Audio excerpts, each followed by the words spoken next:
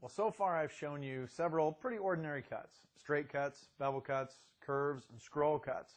Now I want to show you one that's a little bit unusual. It's called a plunge cut.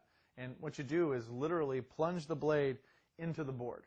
Imagine if you wanted to cut a hole in your floor to add some ductwork, or maybe in a door to add a doggy door, or something like that. Well, you could drill at the corners and cut between them, but using a jigsaw you can actually skip that drilling step. And again, saw setup is real important. In this case, I'm using a fast-cutting wood blade. I have the orbital action set completely off. I don't want that aggressive orbiting action as I'm trying to plunge into the board. So I've got the laser line on because I do want to go in a straight line. So now that I've got the saw all set up, I want to show you how this is done. Start with the saw tipped up on the front edge of the shear. Power up the saw and then slowly and carefully tip the saw down until the blade begins to nibble at the board.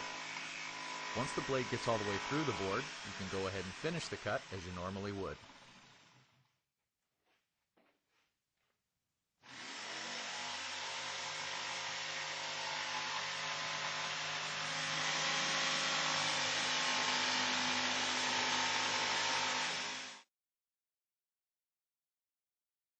Alright, so now, if you could only have one saw in your wood shop, which one would you choose?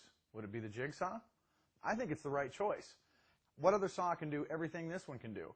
Straight cuts, bevel cuts, curved cuts, scroll cuts, wood, metal, plastic, anything you want to cut, any way you want to cut it, the Jigsaw's up for it.